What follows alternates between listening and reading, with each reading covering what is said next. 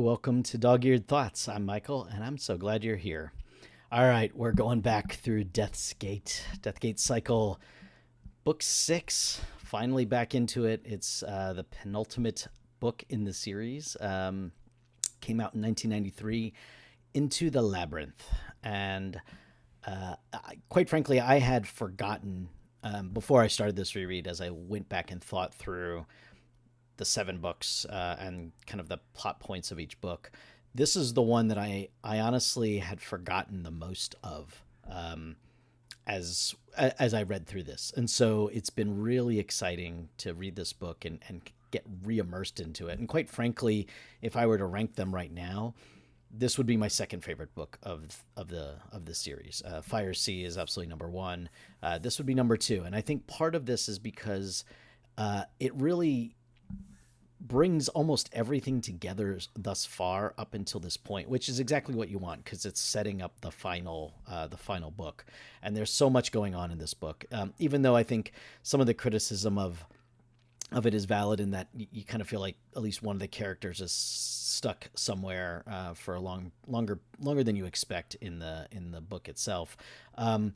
It still doesn't seem to me it didn't seem that bad.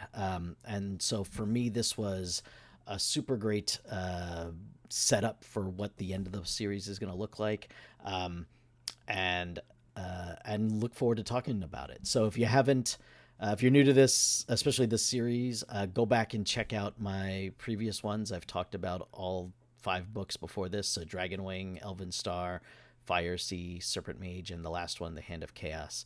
Go take a look at all those, and then we can jump into this. Fair warning, I'm going to talk through the plot. I'm not going to do deep spoilers, but there'll be definitely enough that's light enough. So if you haven't read this book yet, read it and then come on back and let me know what you thought about it. So let's get into the Labyrinth. All right, jumping on in. So as a quick recap of where the Hand of Chaos left off, uh, we knew that the dragon snakes, kind of in the most addressed as the in the persona of they turned from these serpents where they were in the fourth book, all the way into now that they're taking on other forms. So most precisely in the character of Sangdrax, who was an elf in Arianas in that world, but now he's kind of coming across as a pirate patron, working with Lord Czar and in supposedly seemingly submission of him, serving him, but clearly having a different approach to it. Hugh the Hand is off to kill Haplo as part of his final task in the job that he's taken on as an assassin. Haplo is wounded and down in the bottom part of Arianas as they start to build and turn on the great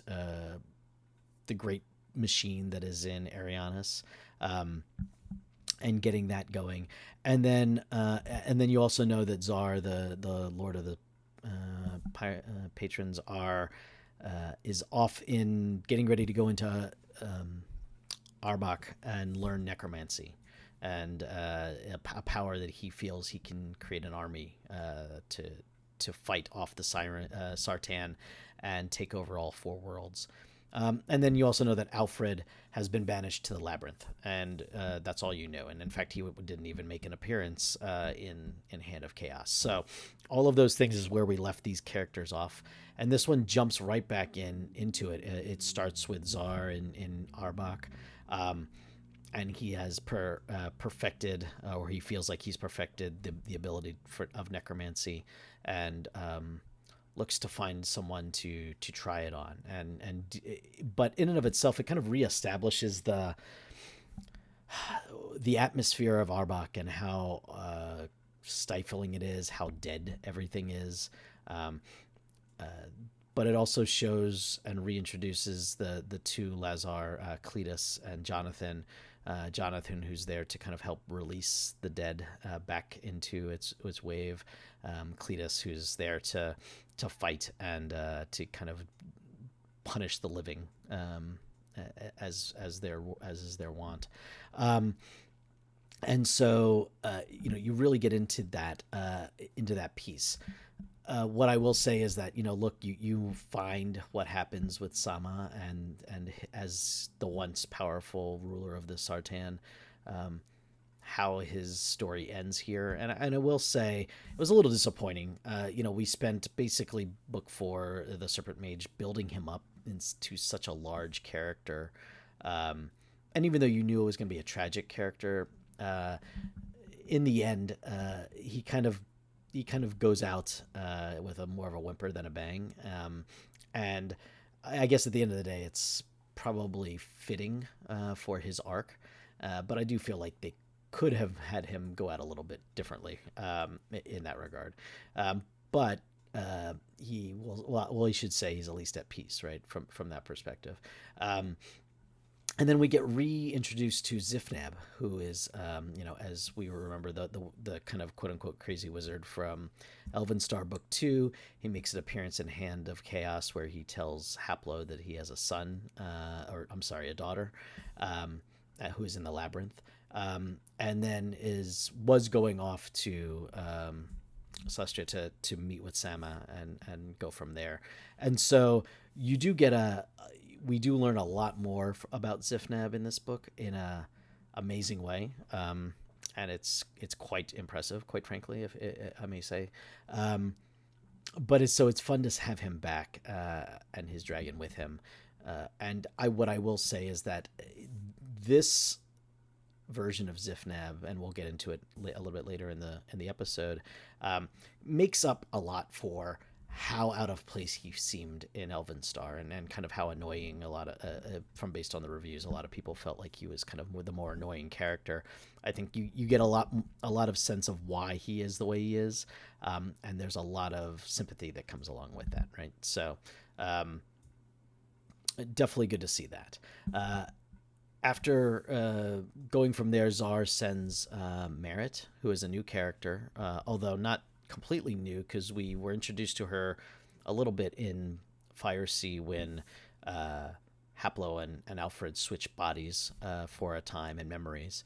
But Merritt is the once partner of Haplo, who's now serving Lord Czar, and he sends her on a mission after they bond, and he kind of calls her his wife, Czar does, which in and of itself is creepy in a lot of ways. Like, there's complete manipulation. Czar trusts no one, is only into it for himself and power. It is all about power with him. He's looking for the ultimate power, and so all of this is sending her off to kill Haplo, bring his body back so that he can raise him from the dead and find out where the seventh gate is, and learn everything else. On top of that, Merritt is also, he almost expects her to fail to some degree. And so obviously the dragon snakes are kind of a backup or another option in that regard of getting Haplo. And so there's a lot to introducing a new character this late in a series, and having her land, and whether or not Merritt really lands well. What I like about that is that she comes in with already pre-knowledge of Haplo. There's a lot of memories, and good memories with her, but also she has been tainted with this view of Haplo being a traitor against the one that everyone feels Czar is like this person on a pedestal, that he can never be wrong, he can never do anything that isn't accurate, everyone loves him. So she's very much from that viewpoint and has been extremely loyal, and so her arc of finding out whether or not all of this is accurate and really happening or not there's a lot going into that piece. And her arc has to happen quickly in this one book. She has to go from potential assassin to someone who is very much unsure of where her footing was, and at the beginning of the book. And so that's a tall order to kind of get you invested as a reader, especially after, in six of the seven books, to say like, okay, now we have to get invested in this new character. But I think they do a great job with this. Merritt is definitely a positive face on that regard. And then, the big piece on this is Alfred. He is back, and we get to see his arc almost finalize. I would say, in a way where I think everyone is finally happy to see him maybe evolve past the person who faints at everything and finding his way. You also find out his real name, right? And not Alfred, and kind of going from there. And there's a lot into that. That all goes into it. And so, again, you start an hour back, you go into Arianis, where Merritt watches Haplo help the dwarves turn on the Kixie Winzy and the Great Machine, and suddenly that starts going. The islands in Arianis all start realigning. Water is flowing, power is going back through Death's Gate, and the dragon snakes convince Zar to go to Pyron, the world of fire, and where we left them in book 2 was, there's a small group of elves and human and one dwarf at one of the citadels, and Zar shows up and has to kind of finds himself trapped there because Sangdrax kind of leaves him there. And he has to figure out why he's there, and the fact that he was kind of led on a bit of a goose chase to get him out and away from the seventh gate, which is, as we all know, the Chamber of the Damned in Arbok. And so he has to find his way there, and that out of there, and also, what is that world of Pyron really about? Like, what else is going on there that comes of that? And it's actually a very touching and beautiful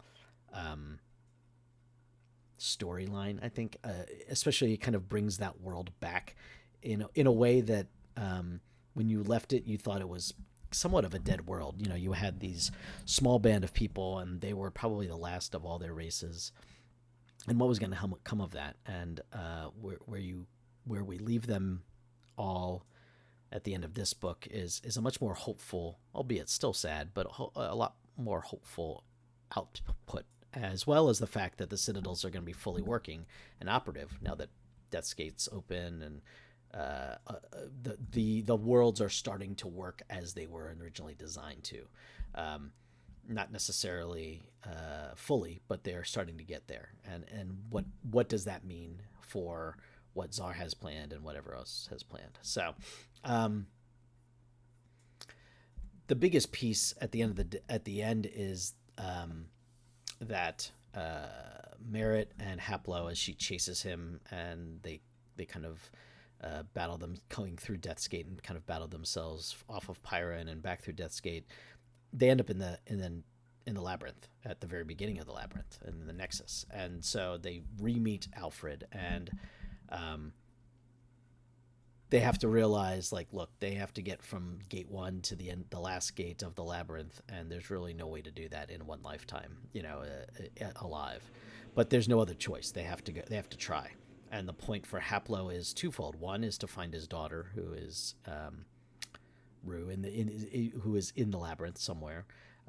Although he has very little faith that she might be alive, but he has hope, which is important.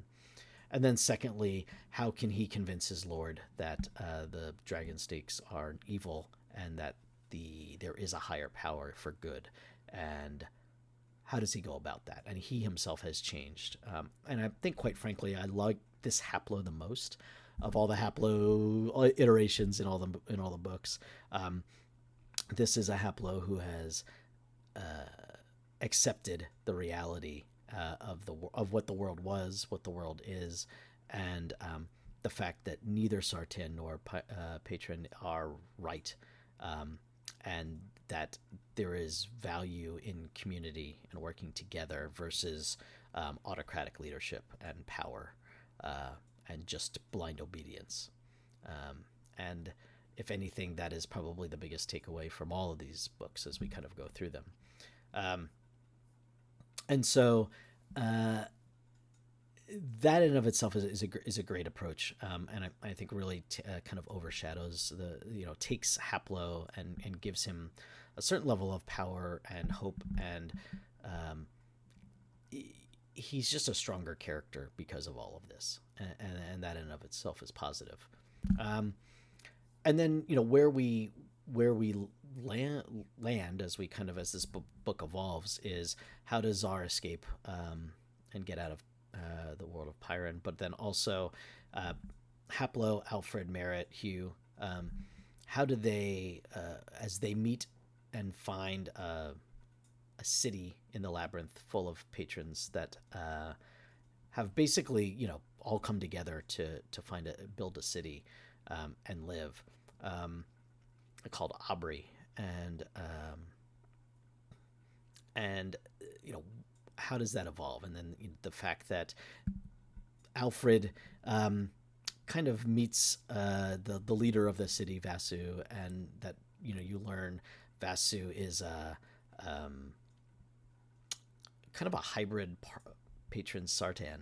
Like back in the day, as we learned in book 4, Sama had often and the council had often sent Sartan, who did not believe or agree with what was going on. They would send them to the labyrinth, and so over many generations, Sartan intermingled with patrons who were in the labyrinth, and kind of ongoing from there. And so you kind of learn that once again, it is the community of this world, that the Sartan learned family from the patrons, and the patrons learned some level of patience and kind of settlement from the Sartan, and the magics kind of intertwine and can be used consistently. There's a lot of hope and love there, right? And so that's what comes out of that. I think on top of that, you get an awesome proto statement. Obviously this came out before the Spider-Man movie with Tobey Maguire, but we definitely get with great power comes great responsibility.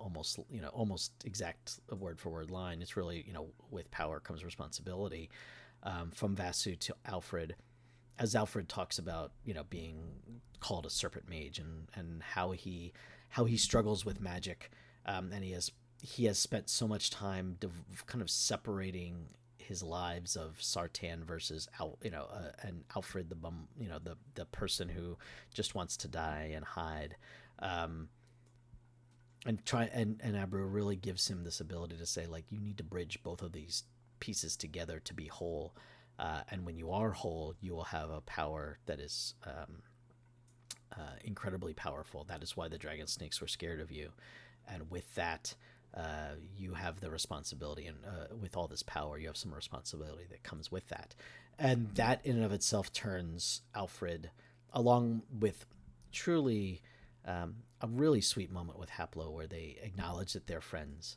and that arc is wonderful and has taken a long thing, and it's good to hear Haplo admit that he's friends with Alfred, right, and vice versa. And I think comes with that, allows Alfred to come into his own, and you see another version of his dragon that he turns into, that came out, that was part of the Serpent Mage book, and how he helps turn the tide of this vast army of labyrinth creatures led by the dragon snakes against this city to break them and to get Haplo. And all the things that come against that, along with the fact that the dragon snakes are also planning on sealing off the last gate from the labyrinth into the nexus, and trapping the patrons that are there, and causing more havoc there. And remember, the dragon snakes feed off chaos and fear and hate, and so they want more and more of this to happen. The more everyone panics, the stronger they get, and so that is where that's where we lend, and set up the last book in terms of, can the patrons in the labyrinth find a way to help and stop the final gate from being closed off? what will Zar do with Heplo, as he takes him back to Arbok, and then Merritt and Hugh are stuck in the labyrinth still, and how does Alfred what can we do with Alfred, and how can he be part of that as well, and what is his future.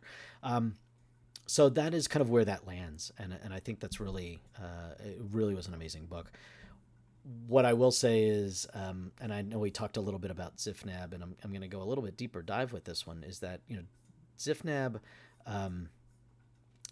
is truly a incredible vision of PTSD and what it takes to when you've when you've experienced something so horrible that it truly breaks your brain, and what are the coping mechanisms that you do to come of that. So what we learn about Zifnab and what he actually tells Zar directly is that he was a Sartan before the sundering of the world into four, and he opposed the sundering. And in that appeasement, and opposing Sama wanted him to be captured and held so that he would not stop him. And instead, what he did is he escaped and didn't was not captured. But what he did was he stayed behind as this world broke apart to try to help. And so he is haunted by these visions of a world collapsing. So buildings falling down, earthquakes, people dying, and really feeling like he was powerless to stop that, to get in any way, shape, or form of his ability to fix that issue. And then, so when he finds himself in the labyrinth, following the nexus into the labyrinth, and following all of that, he's truly the first one to get out of the labyrinth, and well before Zar does.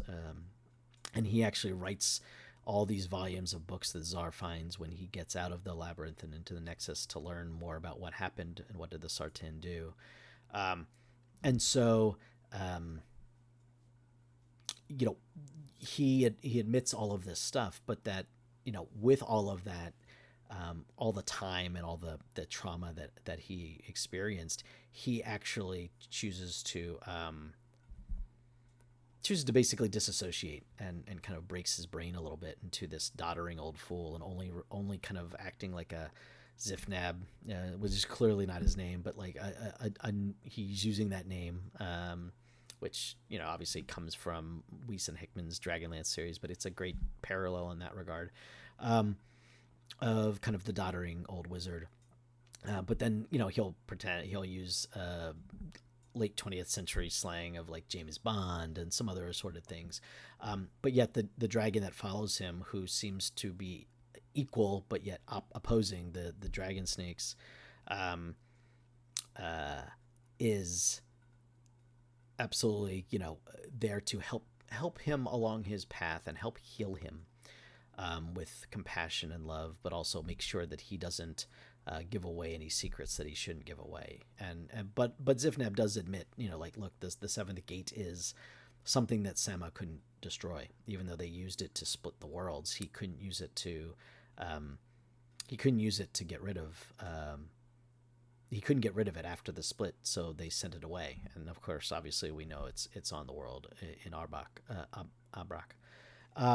So Zifnab, thankfully, despite what you think is kind of a heroic self-sacrifice, is still there, and in and of itself, I think his arc and learning a little bit more about his history kind of gives his character in the second book a lot more meaning and a lot more sympathy than when you first read him. And I think this is why it's important sometimes to reread books. You have a different view, and you're able to kind of suss out why he is the way he is and everything along those lines. So it's absolutely a great character and a great picture to where we go with that. So so that is Into the Labyrinth, book 6. I think again some of the criticism is that Zar gets stuck on Pyron a little bit longer than he needs to. That Merritt's as a new character that you have to dig into, she has to turn around so fast that sometimes that's a, you know, I wouldn't say it's not believable, but you know, it depends on, after you've spent 5 books with all these characters, um, for her to kind of have to do what she has to do so quickly, I can see why that's jarring. Um, in general, and I do think that Vasu, you know, as a newer character too, to be seen how important he is in the grand scheme of things. Um, I actually think he was a great fit, and I think the city of Patron, in the Labyrinth was a great, setup for what could the future be, right? And I think that's in and of itself the great story of how community, how support, is better, and brings hope, um, than, just seeking power, and to rule, right? So yeah, so setting up the last book, it's called The Seventh Gate, as you hopefully either know or can imagine. Um, and we'll find out. I think it will finally bring everyone together. Obviously, a confrontation with Czar, a confrontation with the dragon snakes, and what does that come with? Um, how does Alfred come further into his own, and how does he fit into it? And not even just the any romance or worried about family from a haplomerit standpoint, um, but also just friends, and like how do you grow the friendship, and how do you grow community, and what is the end? How does that end, and what does that look like? What does the future look like through all of this? So, um, I'm looking forward to reading the last book and talking with you about it. Hopefully you enjoyed this. I'd love to hear what you had to think about, book 6. So drop a like, subscribe, drop some comments. I'd love to hear more about it, and look forward to talking to you more when we get into the Seventh Gate. Thanks.